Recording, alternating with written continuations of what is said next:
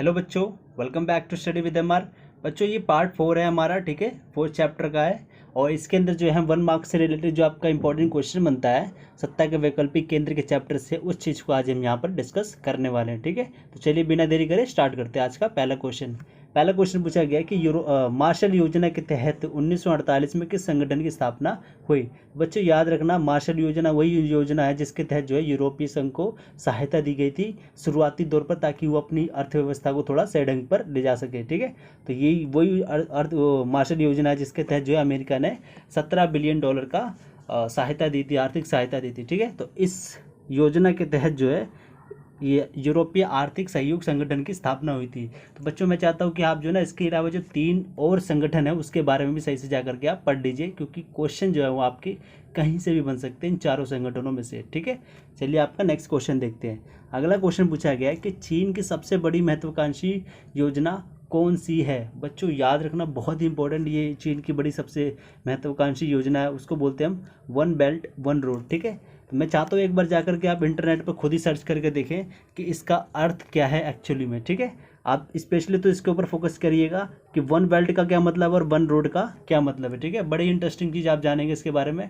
ठीक है, ये एक्चुअली महाद्वीपों को जोड़ने के लिए जो है चीन की बड़ी योजना मानी जा रही है। ठीक है, चलिए आपका नेक्स्ट क्वेश्चन अब देखते हैं।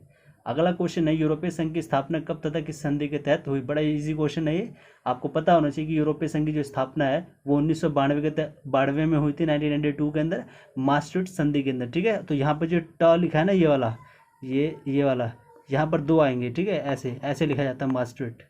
ओके, याद रखिएगा बच्चों, ये गलत लिख रखा है, उस समय टाइपिंग नहीं हो रहा था तो इसलिए इसको ऐसे लिखना पड़ा मुझे, तो इसको हम मास्ट्रिक्ट ऐसे लिखेंगे। ठीक है, तो याद रखिएगा इसको।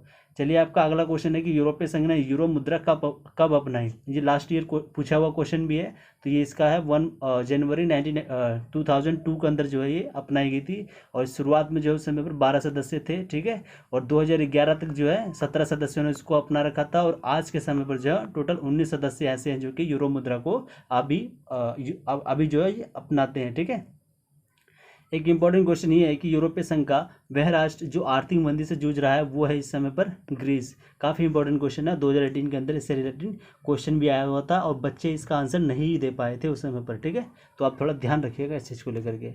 अगला क्वेश्चन पूछा गया कि कौन से 2 यूरोपीय संघ के सदस्य सुरक्षा परिषद के स्थायी सदस्य हैं। ठीक है, तो ये बेसिकली पूछ रहे हैं कि यूएनए की जो सुरक्षा परिषद है उसमें जो स्थायी सदस्य हैं वो 2 राष्ट्र कौन से, तो वो है ब्रिटेन और फ्रांस, जो कि यूरोपीय संघ के हैं। ठीक है, अगला क्वेश्चन पूछा गया है कि पश्चिमी यूरोप के 6 देशों के द्वारा पेरिस संधि पर कब हस्ताक्षर किया गया। तो बच्चों यहाँ पर आपको 2 चीज़ याद रखनी है कि पेरिस संधि जो है वो अप्रैल 1951 के अंदर हस्ताक्षर की जाती है। ठीक है, और पश्चिमी यूरोप के 6 देशों के द्वारा जो है ये हस्ताक्षर किया जाता है। ठीक है, तो आपको ये सारी चीज़ें आपको याद रखनी होगी।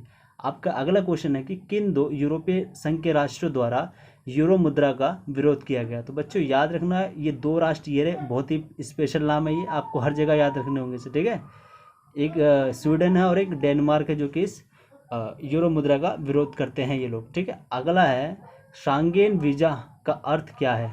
ठीक है, तो याद रखना, शांगेन वीज़ा उसको उन वीज़ा को कहते हैं। पहले तो आपको ये पता होना चाहिए कि वीज़ा बेसिकली होता क्या है। वीज़ा होता है कि यदि आप किसी दूसरे कंट्री के अंदर जाना चाहते हैं तो आपको पहले वीज़ा लेनी पड़ती है, परमिशन लेनी पड़ती है। ठीक है, तो वो जो परमिशन है उसी को हम हम यहाँ पर मान लेते हैं कि वीज़ा तरीके से हो गया। ठीक है, अब यहाँ पर एक वर्ड यूज़ कर रखा है, शांगेन वीज़ा का क्या अर्थ होता है। ठीक है, तो बच्चों याद रखना, शांगेन वीज़ा एक ऐसा वीज़ा है जो आपको सिर्फ एक देश का वीज़ा नहीं लेना पड़ता है इसमें। ठीक है, मतलब एक देश का वीज़ा लेना पड़ता है, इसके बदौलत जो है आप जो है ना यूरोपीय संघ के जितने भी सदस्य हैं अधिकांश देशों में जाकर के आप उसमें घूम सकते हैं। ठीक है, अगर आपको जानना है कि कौन से ऐसे राष्ट्र है यदि हम शांगेन वीज़ा ले लेते वहाँ पर घूम सकते हैं, और कौन से ऐसे राष्ट्र जो नहीं घूम सकते, तो आप यहाँ पर एक मैप देख सकते हैं। यहाँ पर ये लिखा हुआ है यहाँ पर कि यूरोपीय संघ के सदस्य जो हैं और उनके पास शांगेन एरिया है, मतलब ये जो है ना ये ब्लू कलर का और ये हल्के वाला ब्लू कलर है, इसके अंदर जो है आप घूम सकते हैं। यदि किसी भी एक राष्ट्र का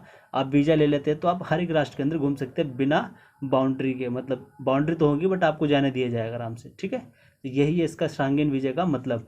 यूनाइटेड किंगडम भी एक यूरोपीय संघ का सदस्य है, परंतु यहाँ पर क्या है कि शांगेन वीज़ा इन्होंने नहीं अप्लाई कर रखा है। मतलब यदि आप यूनाइटेड किंगडम के अंदर जाना चाहते हैं, घूमना चाहते हैं, तो आपको यूनाइटेड किंगडम का अलग से एक वीज़ा लेना पड़ेगा, ब्रिटेन का आपको अलग से एक वीज़ा लेना पड़ेगा, ठीक है। चलिए आपका अगला क्वेश्चन के ऊपर डिस्कस करते हैं। अगला क्वेश्चन है आपका कि यूरोपीय संघ में हाल ही में शामिल होने वाला देश कौन सा है। बड़ा ही इंपॉर्टेंट क्वेश्चन है और ये जो है ना पिछले साल पूछा हुआ क्वेश्चन था। इसमें ये पूछा गया था कि 2013 के अंदर कौन सा सदस्य है जो यूरोपीय संघ के अंदर अभी शामिल हुआ, तो वो है क्रोएशिया, ठीक है। याद रखिएगा, काफ़ी इंपॉर्टेंट नाम है इसका।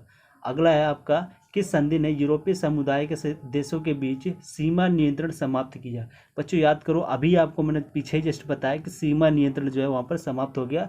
यदि आप किसी भी एक राष्ट्र का वीज़ा ले लेते हो तो आपको जो है उस वीज़ा के बदौलत आप हर एक यूरोपीय संघ के जो राष्ट्र हैं वहाँ पर घूम सकते हैं। एक्सेप्शन है केवल ब्रिटेन और कुछ और राष्ट्र भी हैं, ठीक है।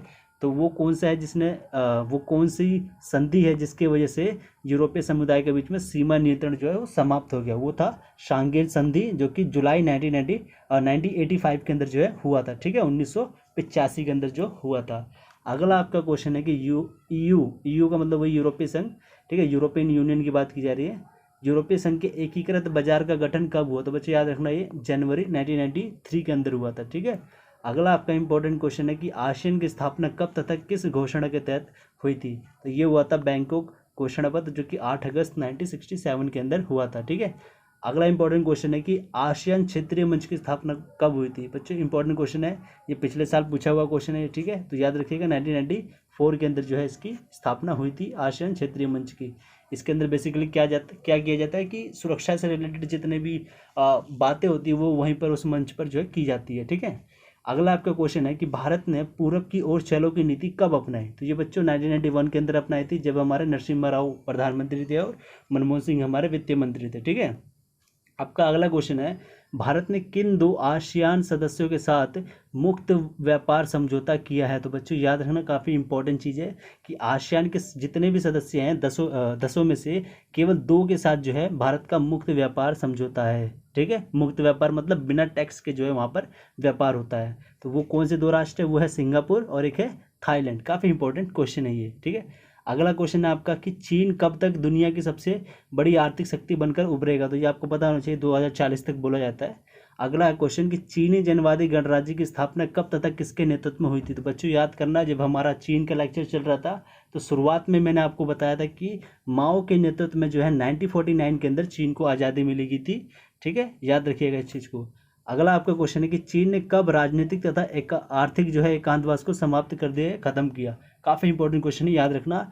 चीन ने अपना राजनीतिक या एक आर्थिक एकांतवास को तब खत्म किया जब उसने अमेरिका के साथ संबंध बनाए 1972 के अंदर। याद रखिएगा कि 1969 के अंदर जो है चीन का सोवियत संघ के साथ थोड़ा भूमि विवाद को लेकर के छोटी सी लड़ाई हो गई थी, जिसकी वजह से जो है अमेरिका ने एक सुनहरा मौका समझा और फिर जो है जाकर के अटैक डायरेक्ट जो है जाकर के चाइना के साथ जो है अपने संबंध बनाना स्टार्ट कर दिया, ठीक है। तो ये सारे पॉइंट आप याद रखिएगा। अगला आपका क्वेश्चन है कि किस चीनी प्रधानमंत्री ने आधुनिकीकरण के 4 प्रस्ताव रखे और तथा कब रखे थे, तो ये रखे थे चाओ एन लाइन है, ठीक है, 1973 के अंदर। अगला आपका क्वेश्चन है कि उगते हुए सूर्य देश के रूप में किसको जाना जाता है, तो ये बच्चों याद रखिएगा जापान को जाना जाता है। और ये जो अब आ रहा है ना क्वेश्चन, काफ़ी इंटरेस्टिंग सा क्वेश्चन है। आपको पता होगा ना कि सेकेंड वर्ल्ड वार जब हमारा चल रहा था तो उस समय पर जापान इकलौता ऐसा राष्ट्र था जो 1945 तक जो है द्वितीय विश्व युद्ध को लेकर के चलता रहा, ठीक है। अब वहाँ पर उसके बाद जब जापान के ऊपर वो बॉम्ब गिरा दिए गए तो उसके बाद देखते हैं वहाँ पर परिवर्तन क्या आया था। उन्होंने जो है ना अपने संविधान के कुछ ऐसी चीज़ें लिखी, देखिए अभी दिखाता हूँ, आप लिखा हुआ है कि जापान संविधान के किस अनुच्छेद के अनुसार, यहाँ पर पहले क्वेश्चन पूछा है वो अनुच्छेद का नंबर बताना आपको केवल, ठीक है। जापान का एक जापान का जो संविधान है वहाँ पर एक अनुच्छेद के अंदर कुछ इस प्रकार से लिखा हुआ है, कुछ देखिए क्या लिखा है कि राष्ट्र के अधिकार के रूप में युद्ध को तथा अंतर्राष्ट्रीय विवादों को सुलझाने में बल प्रयोग या धमकी से काम लेने के तरीकों का जापान के लोग हमेशा के लिए त्याग करते हैं। त्याग, समझ रहे हैं ना आप, कि जापान जो है अब लड़ाई झगड़ाई नहीं करेगा, जो कि 1945 के अंदर वो कर रहा था सबसे ज़्यादा। ठीक है, तो ये कौन सा वो अनुच्छेद है जापान के संविधान के अंदर, तो ये याद रखिएगा बच्चों, ये अनुच्छेद नंबर 9 है, जो इसके तहत जो है ये बातें कही गई कि बल प्रयोग या धमकी का जो है उपयोग जापान नहीं करेगा आपसे। ठीक है, चलिए आपका अगला क्वेश्चन देखते हैं, और काफ़ी इंपॉर्टेंट क्वेश्चन है, याद रखिएगा इस चीज़ को। आपका अगला क्वेश्चन है कि आसियान शैली द्वारा किन दो देशों का टकराव समाप्त किया। ठीक है, एक्चुअली में जो है ना, कंबोडिया और पूर्वी तिमोर जो है एक दूसरे की हाँ में और ना में, मतलब एक दूसरे का अपोजिट रहते थे, इसलिए जो है आसियान ने जो है आसियान शैली को अपनाया, जिसकी वजह से इन दोनों के राष्ट्रों के जो विवाद रहता था उस उन दोनों को जो है समाप्त किया गया। ठीक है, चलिए आपका अगला यहाँ पर एक वाक्य को जो है सही करके लिखने के लिए आपके यहाँ पर क्वेश्चन पूछा गया है। ठीक है, चलिए पहला क्वेश्चन आपका यहाँ पर है कि चीन ने शॉक थेरेपी पर अमल किया और अपनी अर्थव्यवस्था को चरणबद्ध ढंग से खोला।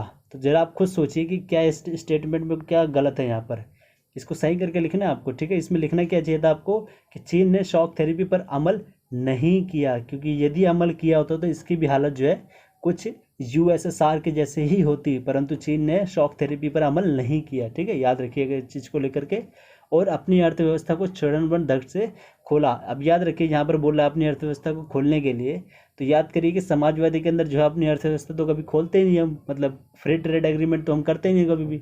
लेकिन यहाँ पर क्या है कि चीन ने जो है अपनी अर्थव्यवस्था को खोला। कब खोला? जब चीन ने शौक तरीकों पर अपना शौक तरीकों को नहीं अपनाया। ठीक है, कुछ बातें याद रखिएगा ये सारी चीज़ें। अगला आपका जो क्वेश्चन है वो ये है कि चीन में 1998 में खेती का निजीकरण हुआ तथा 1982 में उद्योगों का। तो आपको यहाँ पर अब सही बताना है, अगर आप चाहे तो वीडियो को पॉज करके भी इसका आंसर दे सकते हैं। ठीक है, अगला क्वेश्चन है इसका आंसर बेसिकली क्या है कि चीन में 1982, ठीक है, 1982 में जो है खेती का निजीकरण हुआ था और 1998 में जो है उद्योगों का निजीकरण हुआ था। ठीक है जी। अगला आपका क्वेश्चन है कि चीन WTO का सदस्य 2000 में बना। बच्चों याद करिए, आपको पढ़ाया गया था कि चीन जो है WTO वर्ल्ड ट्रेड ऑर्गेनाइजेशन विश्व व्यापार संगठन का जो है सदस्य वो 2001 के अंदर बना था, ना कि 2000 में बना था। ठीक है, तो आपका अगला क्वेश्चन है डी, वो ये है कि 1998 के वित्तीय संकट के बाद आसियान देशों की अर्थव्यवस्था को टिकाए रखने में अमेरिका के आर्थिक उभार ने काफ़ी मदद की थी। एक्चुअल में क्या है ना बच्चों, 1997, ये 98 नहीं है, 7 है, ठीक है। 1997 में आसियान देशों को ना कुछ वित्तीय जो है संकट का सामना करना पड़ता, तो उस समय पर जो है अमेरिका ने नहीं, चीन ने जो है आसियान की जो है सहायता की थी, आर्थिक रूप से सहायता की थी, और इसीलिए जो है चीन जो है वहाँ पर फ्री ट्रेड एग्रीमेंट के रूप में आसियान के साथ अपना मुक्त व्यापार जो है करता है। ठीक है, आसियान के देशों के साथ, वो इसीलिए क्योंकि 1997 के अंदर चीन ने ही जो है, जब आसियान देश वित्तीय संकट फेस कर रहे थे तो उस समय पर चीन ने ही सहायता करी थी इन देशों की। ठीक है, इसीलिए जो है आसियान जो है उनके साथ फ्री व्यापार करता है, मुक्त व्यापार करता है। ठीक है, अगला आपका क्वेश्चन है कि यूरोपीय संघ का साझा संविधान 2002 में सफल हो गया। बच्चों याद करिए, यूरोपीय संघ का साझा संविधान जो है वो असफल हो गया। सबसे पहली बात तो यहाँ पर होगी, ठीक है, असफल हो गया। और तो और ये 2002 में प्रयास नहीं करा था इन्होंने किया था 2003 के अंदर। ठीक है, तो ये कुछ इंपॉर्टेंट क्वेश्चन है आपके, जो आपको याद रखने चाहिए। ठीक है, और ये 1 मार्क्स के इंपॉर्टेंट क्वेश्चन है, so please keep it in mind. Okay, so चलिए इसी बात पे इजाज़त लेता हूँ आपके लिए। धन्यवाद।